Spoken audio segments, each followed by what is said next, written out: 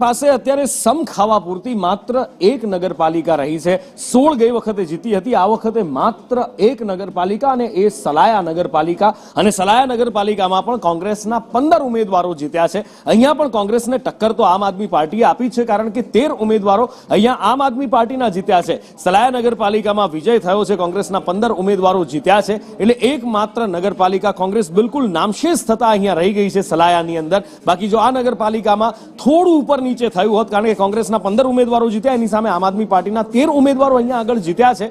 રસાકસીનો માહોલ અહીંયા પણ જોવા મળી રહ્યો હતો, પણ છેલ્લે કોંગ્રેસે અહીંયા લાજ બચાવી લીધી છે।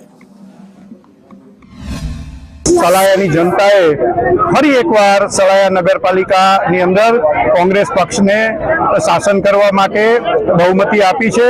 હું તમામ સલાયા નગરજનો, લડેલા ઉમેદવારો અને જે પક્ષના કાર્યકરોએ આમાં મહેનત કરી છે, બધાને ખૂબ ખૂબ અભિનંદન પાઠવું છું અને આશા રાખું છું કે આવતા દિવસોમાં ઝડપથી સરકાર ત્યાંનું નોટિફિકેશન બહાર પાડી અને ત્યાં પ્રમુખની અને ઉપપ્રમુખની ચૂંટણીઓ કરે।